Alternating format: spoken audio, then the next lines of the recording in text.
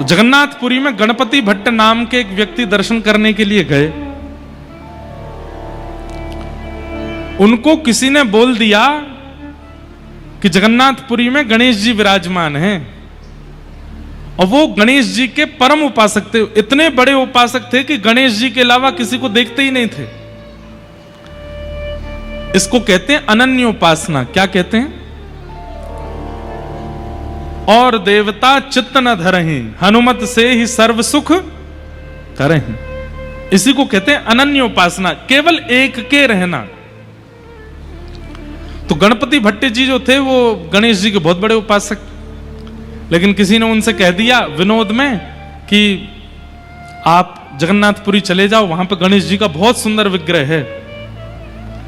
तो उस समय की बात है, सोशल मीडिया होते नहीं थे, लोग बागों का इतना संपर्क होता नहीं था, ट्रेन भी नहीं चलती थी, बैलगाड़ियों से सफर करते थे। बेचारे वो जगन्नाथपुरी आए, तो जगन्नाथपुरी आकर के उनको पता चला कि मुझे तो किसी ने बहकावे में रखा है, यहां कोई गणेश जी नहीं है, यहां तो कृष्ण ही जगन्नाथ बन करके बैठा है। उनको इस बात का बड़ा दुख हुआ कि मेरा अब अनन्य प्रेम जो गणेश जी से है वो टूट जाएगा, क्योंकि मैं दूसरे देवता की सन्निधि में आ गया। समुद्र के तट पर बैठे थे, रो रहे थे, हे गणेश जी मुझसे नाराज मत होना, आप मुझसे दुखी मत हो जाना कि मैं दूसरे देवता के नगर में आ गया, दूसरे देवता का दर्शन करने, पर आप चिंता मत करना, मैं आ तो गया हूं जगन्नाथपुरी, पर मैं दर्शन नहीं करूंगा उनका, क्योंकि मैंने संकल्प लिया है कि आपके अलावा किसी को नहीं देखूंगा मैं। जगन्नाथ प्रभु उनके इस अनन्य भाव से रीझ गए।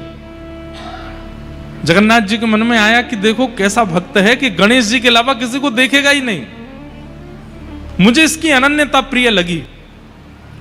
और श्री जगन्नाथ जी एक छोटे से बालक का रूप धारण करके गए और समुद्र के तट पर रो रहे गणपति भट्ट जी से जाके बोले, क्यों रो रहे हो आप? स्वयं भगवान गए। तो गणपति भट्ट बोले, चले जाओ यहां से, और मुझे बहका दिया, किसी ने बोल दिया कि यहां तो गणेश जी बैठे हैं, मैं उनका दर्शन करने के लिए आ गया, और मुझे बाद में यहां आके पता चला कि यहां तो छलिया माखन चोर कन्हैया बैठा है। मैं तो सीधे साधे गणेश जी का उपासक हूं, मैं और किसी देवता को नहीं पूजता, मेरी अनन्यता टूट गई, इसलिए मैं रो रहा हूं। तो जगन्नाथ जी बालक के रूप में गए, उसको बोले, अरे भैया किसी ने नहीं बहकाया तुमको, तुम सही आए हो, यहां जगन्नाथ जी साक्षात गणेश ही हैं, और तुमको नहीं विश्वास होता तो एक बार मेरे साथ चल के दर्शन कर लो। नहीं नहीं, मैं दर्शन तो बिल्कुल नहीं करूंगा। क्यों? नगर में आके मेरी अनन्यता टूट गई, दर्शन कर लूंगा तो और अनन्यता टूट जाएगी, बिल्कुल नहीं जाऊंगा मैं। तो जगन्नाथ जी बोले, भैया देखो तुम अनन्य हो ना, गणेश जी के अनन्य भक्त हो? बोले हाँ। तो गणेश जी के सामने आने पर अगर तुम उनका दर्शन नहीं करोगे तो भी तो अनन्यता टूट जाएगी ना। मैं तुम्हें वचन देके कह रहा हूं कि जगन्नाथ जी गणेश जी हैं, और अगर तुम उनका दर्शन करने नहीं जाओगे तो भी तो तुम्हारी अनन्यता टूट जाएगी। अब तो गणपति भट्ट बोले, आपने तो मुझे अब दुविधा में डाल दिया, अब मैं क्या करूं? तो बालक बोला, एक काम करो, तुम आंख पे पट्टी बांध के चलो और जा करके उनका स्पर्श करके देख लेना, अगर लंबोदर लंबा पेट अनुभव हो, लंबी सूंड अनुभव हो, लंबी कान हाथ में स्पर्श करने पर आ जाएं, पट्टी खोल के दर्शन कर लेना। सूंड, कान और उदर ये तो गणेश जी का ही है ना, ये और किसी का तो होगा नहीं। गणपति भट्ट बोले, बात तो ठीक है आपकी। अच्छा, प्राचीन हमने भी संभवतः 2008 या 9 की बात होगी और पुरानी बात होगी, उस काल में जगन्नाथ जी के भीतर गर्भगृह तक जाने की अनुमति तब भी थी। एक समय होता था, दिन भर में हर दर्शनार्थी भीतर जाते थे, और भीतर जाकर के जिस वेदी पर जगन्नाथ जी बैठे हैं उस वेदी की परिक्रमा करके निकलते थे बाहर। और उससे भी पुराने समय में, मतलब 1950 1960 के समय में लोगों को भीतर जाकर के जगन्नाथ जी को हृदय से लगाने का अधिकार भी था, स्पर्श करने का अधिकार था। फिर आचार्यों ने अपरस की सेवा कर दी, बंद कर दिया, कोई और अंदर नहीं आएगा, केवल पुजारी जी जाएंगे। नहीं तो पहले सारे मंदिरों में सबको अधिकार था ठाकुर जी के सामने जाकर के स्पर्श करने का। तो गणपति भट्ट आंखों पर पट्टी बांध करके पहुंच गए जगन्नाथ जी के पास। जैसे ही पहुंचे, ब्रह्म वेदी पर जगन्नाथ जी विशाल स्वरूप विराजमान हैं। भी ऊपर चढ़ करके सबसे पहले तो पेट पकड़ा, तो लंबोदर बड़ा पेट है तो गणेश जी।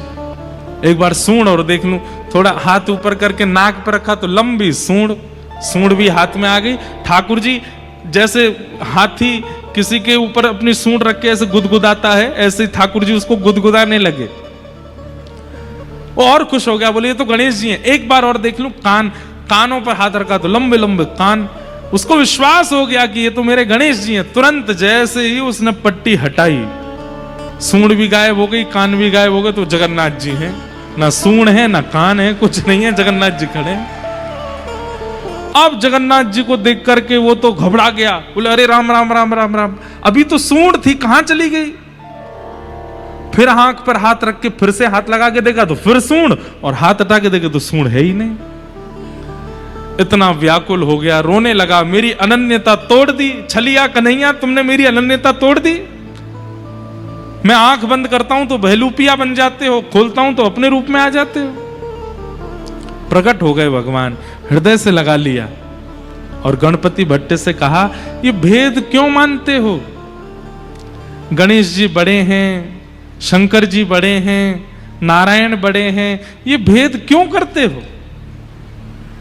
मेरे विलास अनेक हो सकते हैं, मुझे जब सृष्टि का संहार करना होता है तो मैं ही महादेव के रूप में आ जाता हूं। मुझे जब किसी के कार्य को पूर्ण सिद्ध करना होता है तो मैं ही गणपति बन जाता हूं।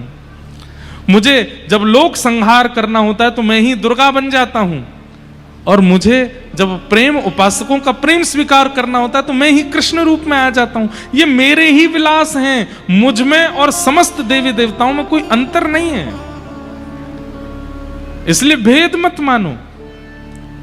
और उस दिन ठाकुर जी ने नियम ले लिया कि आज के बाद जगन्नाथपुरी में स्नान पूर्णिमा के दिन ठाकुर जी 108 कलशों से स्नान करते हैं और स्नान करने के बाद फिर गणेश जी का रूप धारण करते हैं। आज भी सूंड कान गणपति भट्ट की स्मृति में महाप्रभु जगन्नाथ जी का